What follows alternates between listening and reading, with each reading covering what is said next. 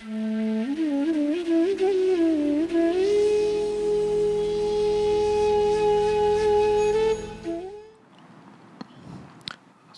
रॉय हैं 13वें अध्याय का 21वां श्लोक उद्धृत करते हुए, कार्य और कारण को उत्पन्न करने में हेतु प्रकृति कही जाती है और जीवात्मा सुख दुख के भोक्तापन में अर्थात भोगने में हेतु कहा जाता है। तो पूछ रहे हैं कि परम पूज्य आचार्य जी कृपया प्रकृति और पुरुष का भेद समझाएं। भोगने से क्या आशय है?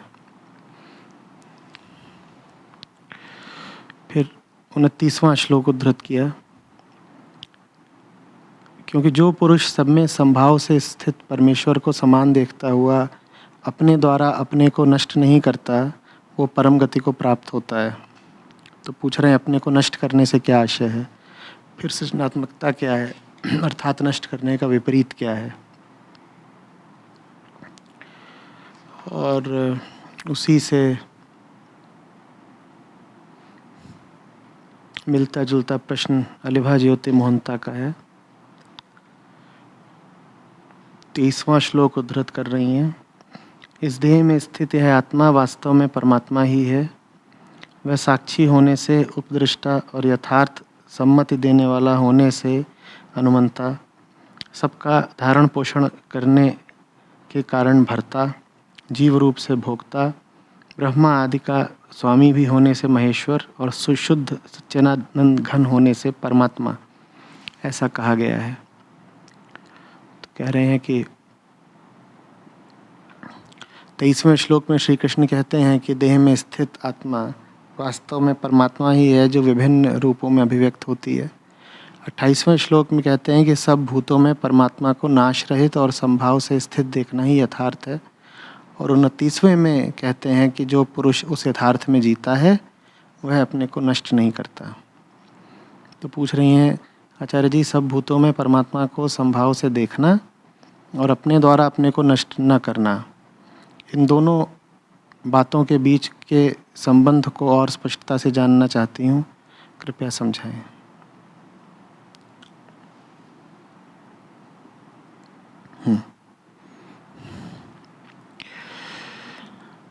पहली बात जो पूछी है, प्रकृति और पुरुष में क्या अंतर है। तो क्षेत्र क्षेत्रज्ञ विभाग योग का अध्याय है, जिसको हम क्षेत्र कहते हैं, उसी के ये दो हिस्से हैं, प्रकृति और पुरुष। वास्तव में प्रकृति ही इन दो कोटियों की है, परा और अपरा।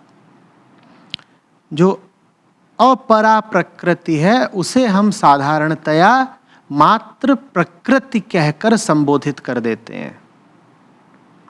जो अपरा प्रकृति है उसे हम साधारणतया आम बोलचाल की भाषा में कह देते हैं प्रकृति। और जो परा प्रकृति है उसको हम साधारणतया कह देते हैं पुरुष। पर ये दोनों हैं हिस्से क्षेत्र के ही। क्षेत्र माने क्या?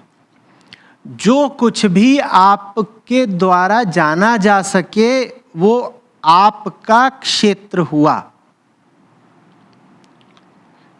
जो कुछ भी आपके द्वारा जाना जा सके वो आपका क्षेत्र हुआ। और जानने का मतलब इंद्रियगत माध्यम से जानना नहीं। जो इंद्रियगत माध्यम से जानता है वो क्षेत्र का ही हिस्सा है। जो इंद्रियगत माध्यम से जानता है वो जाने गए क्षेत्र का ही हिस्सा है। इस बात को पकड़िएगा। जानने वाला क्षेत्रज्ञ है, लेकिन वो क्षेत्रज्ञ वो नहीं है जो देख के, सुन के, पकड़ के या सूंघ के जान रहा है। वो क्षेत्रज्ञ वो है जो वास्तव में जान रहा है, जिसको इंद्रियातीत ज्ञान है, वो क्षेत्रज्ञ है। तो इसीलिए कृष्ण कहते हैं, मैं समझता हूं 9वें श्लोक में, कि मैं ही क्षेत्रज्ञ हूं। प्राणी कोई भी हो, क्षेत्रज्ञ मैं हूं। आंखों ने पेड़ को देखा, आंखों ने पेड़ को देखा। इसमें क्षेत्र बताइए क्या है? इतना समझाया फिर भी। आंखों ने पेड़ को देखा, क्षेत्र बताइए। आंख और पेड़ दोनों क्षेत्र में हैं। इसमें अपरा प्रकृति क्या है और परा प्रकृति क्या है? ठीक स्पष्ट।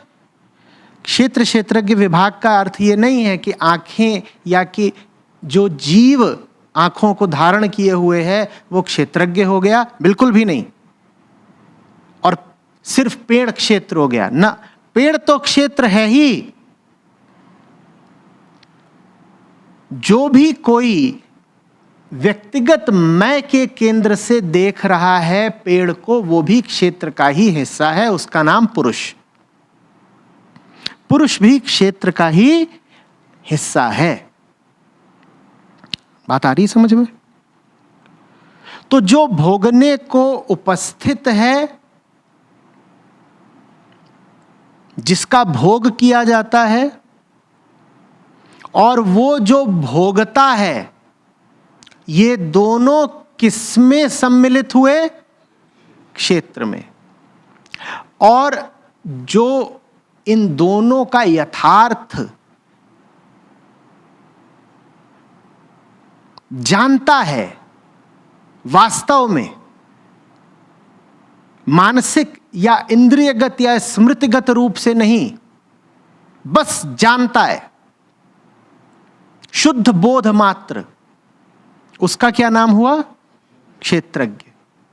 उससे आप पूछेंगे कि पेड़ है तो क्या बोलेगा? मुझे क्या पता।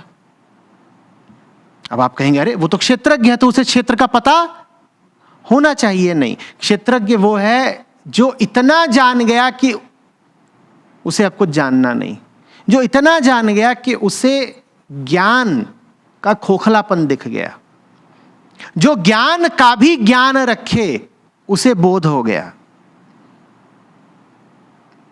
जिसे ज्ञान के भी आर पार दिखने लग गया, वो हुआ क्षेत्रज्ञ। बात समझ में आ रही है? तो पूरे अध्याय में कृष्ण अर्जुन को इन दोनों का विभाजन साफ समझा रहे हैं। कह रहे हैं समझो, क्षेत्र और क्षेत्रज्ञ अलग अलग है। अर्जुन अगर देख रहा है सेनाओं को तो अर्जुन क्षेत्र का हिस्सा है, और कृष्ण देख रहे हैं अर्जुन को सेनाओं को देखते हुए, कृष्ण हुए क्षेत्रज्ञ। समझ रहे बात को? अर्जुन देख रहा है सेनाओं को, तो अर्जुन और सेनाएं दोनों किसके हिस्से हुए? क्षेत्र के। और कृष्ण देख रहे हैं अर्जुन को, सेनाओं को देखते हुए, पूरे विश्व को देखते हुए, कृष्ण हुए क्षेत्रज्ञ। अर्जुन लिप्त है, कृष्ण निर्लिप्त है। जिसे कोई मतलब ही नहीं, वो क्षेत्रज्ञ। समझ में आई बात? पुरुष को मतलब होता है प्रकृति से। पुरुष और प्रकृति सदा जोड़े में चलते हैं, पहला मतलब तो यही है। प्रकृति ना हो तो बेचारा पुरुष धम्म से गिर जाएगा। प्रकृति पुरुष सदा जोड़े में चलते हैं, जैसे दृश्य और दृष्टा, जैसे भोग और भोक्ता। तो पुरुष सदा अभिशप्त है लिप्त रहने के लिए प्रकृति से। यही उस बेचारे की पीड़ा है। उसी का नाम तो जीवात्मा है। वो परेशान रहता है इसी लिप्तता से। वही पुरुष जब शुद्ध पुरुष हो जाए तो वो किस में प्रवेश कर गया? क्षेत्रज्ञ में। अब वो प्रकृति से मुक्त हो गया। पुरुष की साधारण स्थिति क्या है कि वो प्रकृति के साथ ही जोड़े में ही बंधा रहता है। पुरुष प्रकृति, पुरुष प्रकृति। आंखें खुल रही हैं तो सामने पेड़ देख रही हैं, लो आंख और पेड़ सदा बंधे हुए हैं। अब मुक्ति कहां, जब बंधे हुए हो। इन आंखों की मजबूरी देखिए ना, जब भी खुलती हैं इन्हें कुछ ना कुछ दिखाई दे जाता है। अब मुक्ति कैसे मिलेगी? ये तो सदा देखे हुए विषय के साथ संबंध बना लेती हैं, तत्काल बना लेती हैं कि नहीं? कभी ऐसा होता है कि कुछ देखो और उसके साथ कोई रिश्ता ना बना पाओ? जो कुछ भी आप देख रहे हैं, अगर उसको देख करके उसका नाम कौंध गया आपके जेहन में तो आपने रिश्ता बना लिया, क्योंकि नाम बिना स्मृति के आता नहीं, और स्मृति माने संबंध। आपको तो कोई अनजाना व्यक्ति भी दिखता है तो भी उससे कुछ ना कुछ संबंध बना ही लेते हैं ना। गौर करिएगा, कभी लगेगा अरे इसका चेहरा राहुल जैसा है, कभी कहेंगे अरे इसने तो मेरे ही जैसे रंग की शर्ट पहनी हुई है, कुछ ना कुछ रिश्ता उससे बन ही जाएगा। अरे बड़ा लंबा है, बन गया रिश्ता। लो कितना घिनौना लग रहा है, बन गया रिश्ता।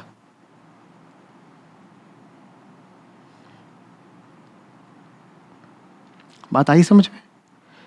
ये सब पुरुष की करतूतें हैं। वो प्रकृति को छेड़े बिना रह ही नहीं पाता, उसको जोड़ा बंद होना है। वो अकेले बड़ा छटपटाता है तो बार बार प्रकृति की ओर भागता है, छेड़खानी करता है।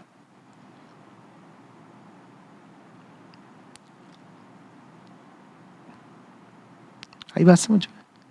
फिर आगे पूछा है कि अपने को नष्ट करने से क्या आशय है। 29वें श्लोक का हवाला देते हुए कि जो पुरुष सब में संभाव से स्थित परमेश्वर को समान देखता हुआ अपने द्वारा ही अपने को नष्ट नहीं करता, वो परम गति को प्राप्त होता है।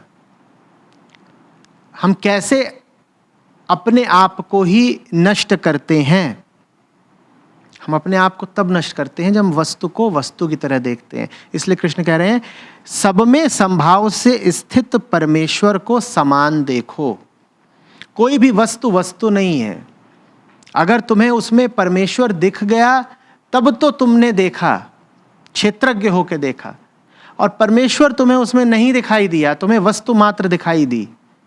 तो जैसे तुम्हें वस्तु दिखाई दे रही है वैसे ही तुम भी वस्तु ही हो गए। लो खत्म।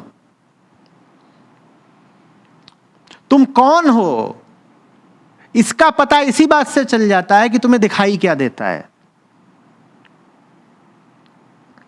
जिसको दुनिया दिखाई दे रही है वो दुनियादार हुआ, और जो आंखें खोले और कुछ और ही दिखाई दे उसे, वो दुनिया से आगे का हो गया।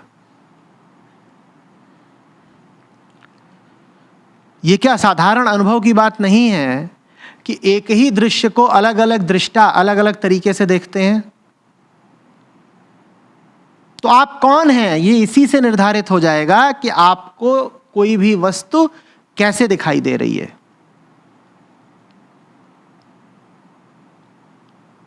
आप जो हो आपको दुनिया वैसे ही दिखाई दे जाती है। जो सत्य मात्र हो गया उसे दुनिया नहीं दिखाई देती, उसे सत्य ही दिखाई देता है।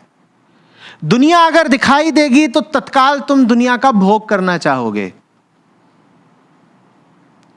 सत्य ही दिखाई देगा तो तुम्हें भोग की जरूरत नहीं, क्योंकि जो सत्य को देख रहा है वो भी सत्य है, और सत्य तो पूर्ण होता है अपने आप में ही, वो दूसरे किसी को भोगेगा क्यों? बात समझ में आ रही है? दुनिया हमेशा अधूरी होती है। दुनिया कभी पूरी हुई? तो दुनिया अगर हमेशा अधूरी होती है तो दुनिया को देखने वाला भी हमेशा कैसा होगा? अधूरा। तुम जैसे हो वैसे ही तुम्हें दिखाई देता है ना। अधूरी दुनिया को देखने वाला भी कैसा होगा? अधूरा। तो जैसे ही अधूरे को अधूरा दिखाई देगा वो क्या करेगा? वो कूदेगा, छलांग मारेगा, कहेगा भोगूंगा भोगूंगा।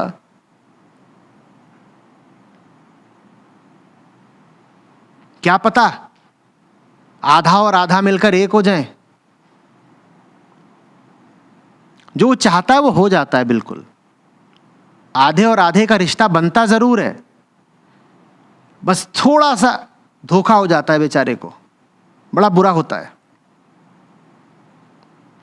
ये आधे और आधे के बीच में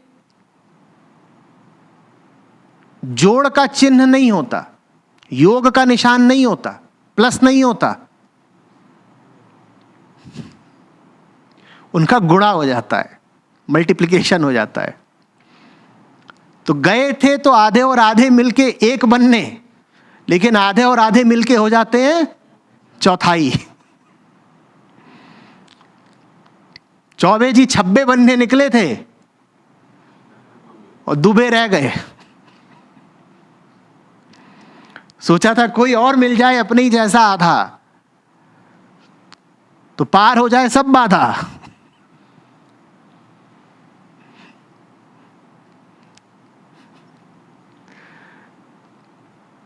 ऐसा हुआ नहीं।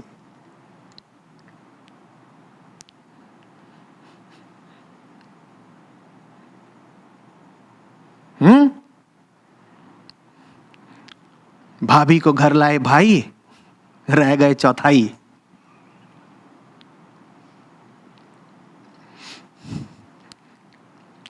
एक होने की तो बात ही बहुत दूर की रही।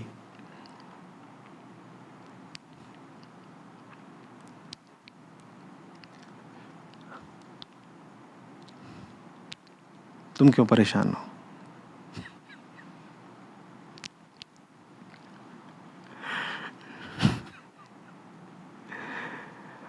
इसी को कहते हैं अपने आप को नष्ट करना। कृष्ण कह रहे हैं जो सब में समभाव से स्थित परमेश्वर को समान देखता है, वो अपने द्वारा ही अपने को नष्ट नहीं करता। बाकी सब अपने आप को ऐसे ही नष्ट कर लेते हैं। आधे थे, नष्ट होके बचते हैं चौथाई। जब चौथाई बचते हैं तो कहते हैं अब किसी ऐसे को खोजते हैं जो 3/4 हो। लेकिन अब दिक्कत है, क्योंकि दुनिया में तो लेन देन बराबरी वालों में ही होता है। आधे को आधा मिल सकता है, चौथाई को 3/4 नहीं मिलेगा। चौथाई को कौन मिलेगा? चौथाई ही मिलेगा। तो फिर उसके पास जाते हैं सत संवर के, कहते हैं हम आ गए, चौथाई और चौथाई मिलेंगे तो कम से कम आधे तो हो जाएंगे। और वो जो चौथाई है वो भी तुम्हारा भाई है, बिल्कुल तुम्हारे ही जैसा। वो भी कहता है हम भी तैयार हैं। चौथाई और चौथाई फिर मिल जाते हैं और क्या बन जाते हैं? 1/16। इसी को श्री कृष्ण कह रहे हैं अपने आप को नष्ट करना अपने ही द्वारा। भोग भोग के जितना भोगोगे उतना कम होते जाओगे, और भोगते जा रहे हो इस उम्मीद में कि बढ़ोगे। बढ़ते नहीं हो, कम हो जाते हो। दुनिया में विषय और विषयता के बीच में जो ऑपरेटर है ना, वो ऐसा नहीं है, ऐसा है। ये याद रखना। बस थोड़ी सी भूल हो गई है। जिसको तुम यूं समझ रहे थे वो यूं है।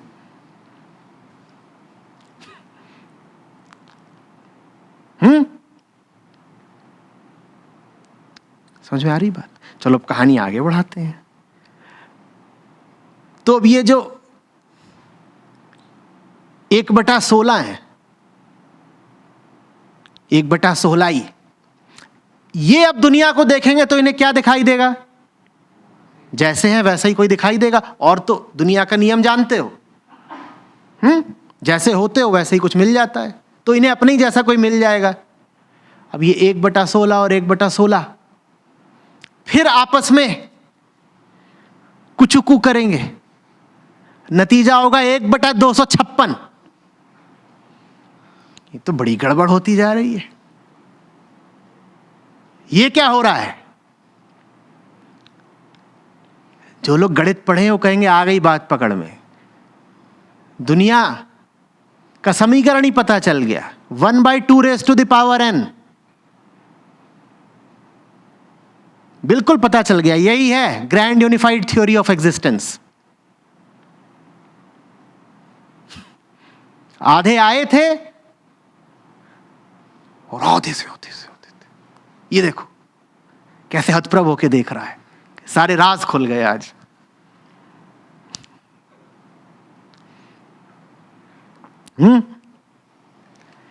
इसी को कबीर साहब कहते हैं बैठे मूल गंवाए। जितने थे उतने भी नहीं रह गए। मूल कुछ मिला था, वो हमें कम लगा, तो सोचा ब्याज अर्जित कर लें, थोड़ा और पा लें। लेकिन जो दुनिया में आया है वो गलत निवेश करेगा ही करेगा, और ब्याज की आशा में मूल भी गंवा देगा। यहां तुम जो कुछ भी करोगे अधूरेपन के भाव से ही करोगे, और अधूरेपन के भाव से तुम जो कुछ करोगे वो तुम्हें और अधूरा बना देगा।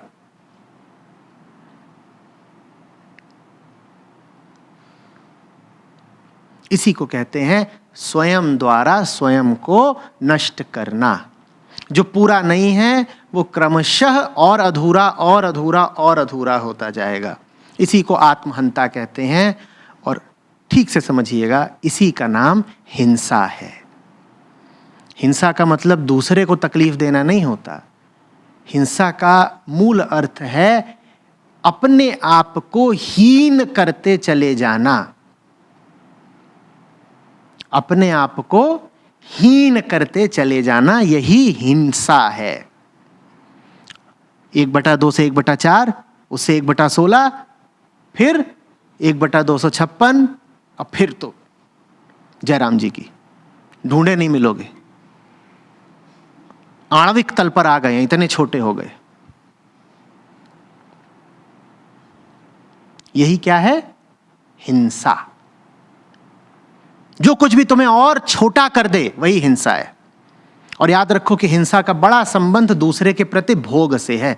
जो भी कोई हिंसक होगा वो दूसरे को भोगेगा ही। वास्तव में हिंसा करने का अपने प्रति और कोई तरीका ही नहीं है। दूसरे को भोगो, दूसरे को भोगोगे छोटे हो जाओगे। ये तो गणित ही अजीब है। हम सोचते हैं कुछ भोगेंगे तो और बढ़ जाएंगे ना। तुम जितना भोगते जा रहे हो उतना छोटे होते जा रहे हो। क्योंकि आधा जब आधे को भोगता है तो एक नहीं हो जाता, 1/4 हो जाता है। तुम दुनिया को जितना भोग रहे हो तुम उतने छोटे होते जा रहे हो, और भोग इस उम्मीद में रहे हो कि आधा और आधा 1 हो जाएगा। होगा ही नहीं। यही हिंसा कहलाती है। हीनता की तरफ लगातार बढ़ते रहना ही हिंसा है। भोग को मुक्ति का माध्यम समझना ही हिंसा है। भोग को मानना कि आनंद दे देगा, यही हिंसा है।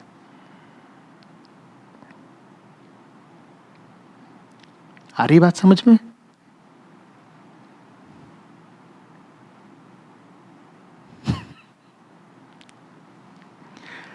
फिर कह रहे हैं कि अगर ये हिंसा है तो सृजनात्मकता क्या है? सृजनात्मकता सिर्फ उनके लिए है जो पूरे हों।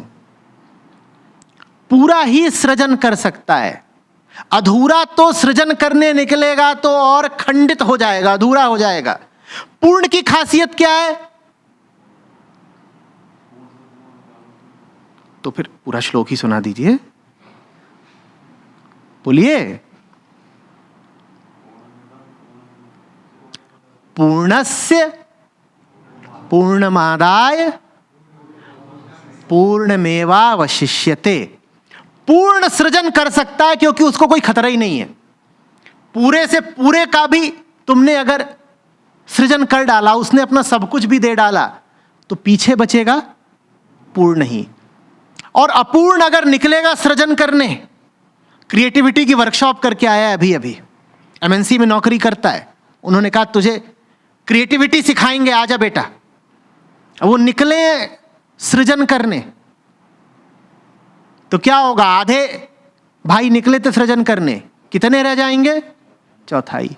अधूरा सिर्फ खंडित हो सकता है, सृजन सिर्फ पूरा कर सकता है। एक गुणा एक रहेगा, एक कुछ घटा क्या? और आधा गुणा आधा हो गया 1/4, कुछ घटा क्या? बिल्कुल घटा। वही काम एक के साथ हुआ, कुछ घटा? कुछ नहीं घटा। वही काम आधे के साथ हुआ, देखो हो गई ना आत्महानि। तो सृजनात्मकता की बात मत करिए जब तक आप एक नहीं हैं। एक सृजनात्मक हो सकता है। एक को कितनी भी बार तुम एक के साथ संबंधित कर दो, नतीजा निकलेगा एक। यही है पूर्णस्य पूर्णमादाय पूर्णमेवावशिष्यते। 1 गुणा 1 सदा एक ही होता है। मतलब कि जो पूर्ण है, जब वो दुनिया से संबंधित होगा तो ना दुनिया का नुकसान करेगा ना अपना, क्योंकि जो पूरा है उसके लिए दुनिया भी क्या है? पूरी। और एक जब मिलेंगे तो नतीजे में क्या आना है? 1 गुणा 1 बराबर 1। यही सृजनात्मकता है। माने सृजनात्मकता कोई विशेष चीज नहीं होती। एक पूरा आदमी दुनिया में जिससे भी संबंधित होता है वो रिश्ता सृजन का कहलाता है।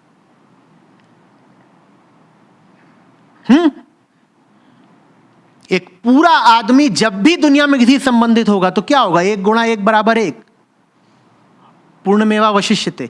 यह रिश्ता सृजन का कहलाता है। और एक अधूरा आदमी जब भी दुनिया में किसी संबंधित होगा वो रिश्ता हिंसा का कहलाता है। आमतौर पे हम उसे कहते हैं सजन का रिश्ता। एक तरफ सृजन है, एक तरफ सजन है। ऐसे क्या देख रहे हो? सजना सजनी नहीं जानते? उसी लिए तो बेताब हो। वहां भी 2 मिलते हैं, सजन सजनी, और क्या हो जाते हैं?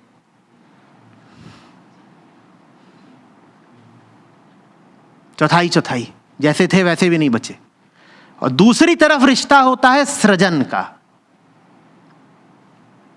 वो कोई खास चीज नहीं होती कि देखो अभी अभी हमने एक खास मोबाइल फोन निकाला है, ये खाना बनाता है, या घड़ी निकाली है, कपड़े धोती है। यही तो क्रिएटिविटी है। भक्त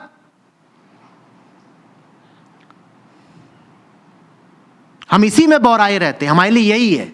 देखो कितना क्रिएटिव है हमारा पिंटू। कैसे? इसने एक नई कैंची निकाली है, इस कैंची से ये तिलचट्टे काटा करता है।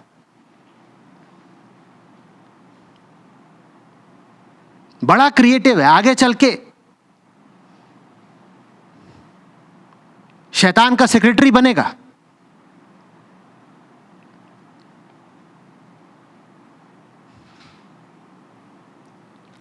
जो पूरा है वो चल रहा है तो इसे क्या कहते हैं? सृजनात्मकता। खा रहा है, इसको क्या कहते हैं? सृजनात्मकता। आप कहेंगे है खा रहा है तो उससे आउटपुट क्या निकला? परिणाम होना चाहिए ना क्रिएटिव प्रोसेस का, कुछ मिलना चाहिए। और जो मिल रहा है अगर वो मार्केटेबल हो तब और अच्छा है। हम कहेंगे देखो बढ़िया क्रिएटिव चीज है, पेटेंट कराई, अब करोड़ों का मुनाफा हो रहा है। या कि कम से कम कोई कलाकृति हो, कहें कि देखो क्रिएटिव मूवी बनाई है, कहानी लिखी है, पेंटिंग करी है, कुछ आउटपुट तो निकले, कुछ परिणाम तो निकले ना। जो पूरा है उसे कोई परिणाम चाहिए नहीं। जो परिणाम की आशा करे वही तो अधूरा है। जो पूरा है वो परिणाम की आशा रख के कोई काम करेगा नहीं, कोई रिश्ता बनाएगा नहीं। जहां परिणाम की उम्मीद है वहां सृजनात्मकता नहीं हो सकती। और जहां आदमी अधूरा है वहां उसे बेबस होकर परिणाम की उम्मीद करनी ही पड़ेगी। ये अजीब फंसा हुआ इंसान। परिणाम की उम्मीद वही करेगा जो अधूरा है, और जो परिणाम की उम्मीद करेगा वो और अधूरा हो जाएगा। हे राम, परिणाम की उम्मीद वही करेगा जो अधूरा है, और जब परिणाम की उम्मीद करेगा तो और अधूरा हो जाएगा। सृजनात्मकता तब है जब सर्वप्रथम तुम अपना अधूरापन त्यागो। अधूरापन त्यागने के लिए तुम्हें एक खास आईना चाहिए। एक ऐसा आईना जिसके सामने 1/2 जाए और नीचे वाला हिस्सा उस आईने में नजर ही ना आए। बस ऊपर का हिस्सा नजर आया, उसमें क्या लिखा था? 1। नीचे वाली चीज पे नजर ही नहीं थी। पर नीचे वाली चीज नीचे की है ना, नीची चीज है, हटाओ उसको। बस ऊपर वाली चीज याद रखो, ऊपर बैठा है 1। ऐसा आईना चाहिए हमें जो नीचे का जो 2, 3, 6, 8, 16, 56 जो भी है सब भुलवा दे। बिल्कुल भूल गए, ऊपर तो एक ही बैठा है ना, सबके ऊपर एक ही बैठा है। नीचे बहुत सारा बैठा हुआ है। संतों ने यही कहा है, ऊपर बैठा वो 1 और नीचे बैठा पूरा संसार। कभी 1/5, कभी 1/10, कभी 1/50, कभी 1/10,000। इसमें से 1 है वो, और जो 10,000 है ये है संसार। अधूरे को कुछ करके मुक्ति नहीं मिलेगी। अधूरे को, वो जो नीचे वाला मामला है, उससे भूल कर मुक्ति मिलती है।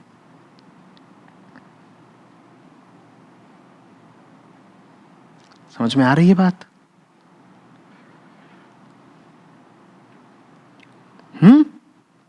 और सृजनात्मकता को लेकर के बिल्कुल साफ हो जाइए।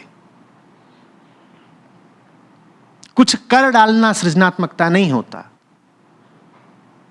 आदमी अगर पूरा है तो उसका जीवन ही सृजनात्मक कहलाता है। वो किस चीज का सृजन कर रहा है? वो सृजन नहीं कर रहा वास्तव में, वो बस अपनी हानि से बचा हुआ है। तुमने अपने आप को लगातार नष्ट होने से बचा लिया, यही सृजन है। या ऐसा कह लो कि तुम अगर नष्ट नहीं कर रहे हो अपने आप को, तो तुम जो कुछ भी कर रहे हो वही सृजन है, क्योंकि सृजन तो पूर्णता का स्वभाव ही है। तुम चुप भी रहोगे तो तुम सृजन कर रहे हो।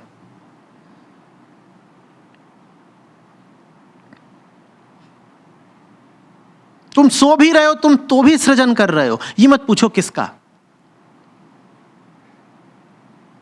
बस तुम सृजनात्मक हो। सृजनात्मक होना और सत्यात्मक होना बिल्कुल एक बात है। सत्य का ही दूसरा नाम सृजन है और असत्य का ही दूसरा नाम विध्वंस है।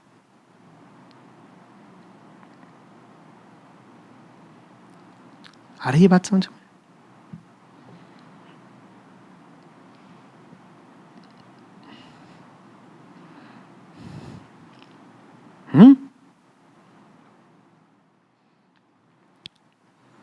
अब है वंदिता दुबई से,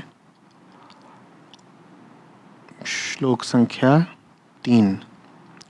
हे अर्जुन, तू सब क्षेत्रों में क्षेत्रज्ञ भी मुझे ही जान, और क्षेत्रज्ञ को अर्थात क्षेत्रज्ञ को जो तत्व से जानता है वो ज्ञानी है, ऐसा मेरा मत है। तो पूछ रही हैं, जिस ज्ञान की बात श्री कृष्ण अर्जुन से कर रहे हैं उसको हम अपने जीवन में कैसे लाएं? श्री कृष्ण की उपस्थिति को अपने जीवन में कैसे देखें? देखिए, दो तरीके से कृष्ण माने सत्य जीवन में उपस्थित होता है और दिख सकता है। अगर आप पूर्ण हैं तो आपको कृष्ण दिखेंगे अपने आनंद में, और वो आपको दिखे हैं, ऐसा नहीं कि आप उससे सर्वथा अपरिचित हैं, पर बिल्कुल जरा से दिखे हैं, बहुत दूर से दिखे हैं। हमारा आनंद भी पूरे तरीके से असली नहीं रहा है, क्षणिक रहा है ना? कोई ऐसा तो हुआ नहीं हमारा कि आनंद आया है और फिर हम आनंदित ही रह गए। हमें आहट मिली है जरा सी बहुत दूर से कि कुछ ऐसा होता होगा शायद इससे मिलता जुलता। हल्के होने के, निर्दोष होने के, सच्चे और मासूम होने के पल सबके जीवन में कभी कभार तो आते ही हैं ना। कभी कभार तो ऐसा होता ही है कि आप अपना सब स्वार्थ वगैरह त्याग करके किसी क्षण में बिल्कुल निर्मल होते हैं। होता है ना ऐसा? कभी कभार बिना तैयारी के हो जाता है, अनायास।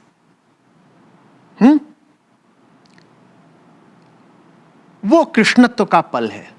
पूर्णता का आनंद कृष्णत्व की उपस्थिति का प्रमाण है। तो जो पूर्ण है उसको कृष्ण मिलते हैं अपने जीवन में, अपने उल्लास में। और वो उल्लास वो हुड़दंग पार्टी वाला उल्लास नहीं, वो एक बहुत सूक्ष्म आंतरिक उल्लास होता है, पूर्णता का उल्लास। लेकिन पूर्ण तो हम यदा कदा ही होते हैं भाई। तो कृष्ण हमें आनंद रूप में यदा कदा ही मिलते हैं। तो फिर बाकी समय कृष्ण हमें कैसे मिलते हैं? बाकी समय कृष्ण हमें मिलते हैं हमारे वियोग के कष्ट में। तो जब आप अधूरे हैं तब भी कृष्ण आपके साथ हैं। तब वो किस रूप में आपके साथ हैं? तब वो कष्ट रूप में आपके साथ हैं। जब आप पूरे हैं तब भी कृष्ण आपके साथ हैं। तब वो किस रूप में आपके साथ हैं? आनंद रूप में आपके साथ हैं। और जब आप अधूरे हैं तो कृष्ण आपके साथ कष्ट के रूप में है। अधूरापन कष्ट देता है ना, वो कष्ट है ही वियोग का कष्ट। क्यों मैं वो बन गया जो मुझे नहीं बनना चाहिए था? क्यों मैं वैसा हूं जैसा मुझे नहीं होना चाहिए? ये कष्ट आपको हो ही ना अगर कृष्ण आपके जीवन में, मन में ना हो। इसीलिए सबसे ज्यादा जो कष्ट होता है वो संतों को होता है।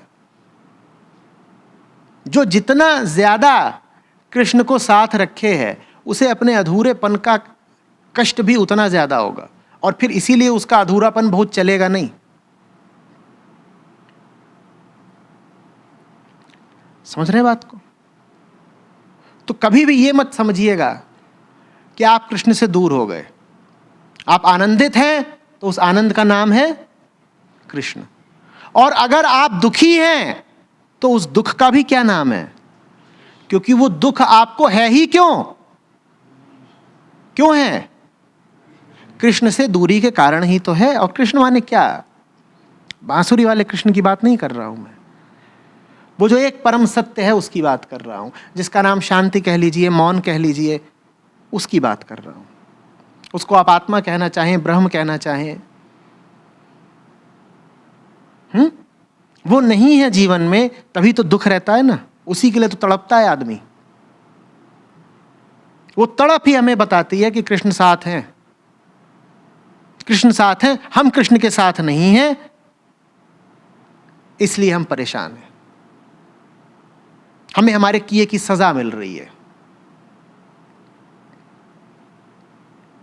ठीक है।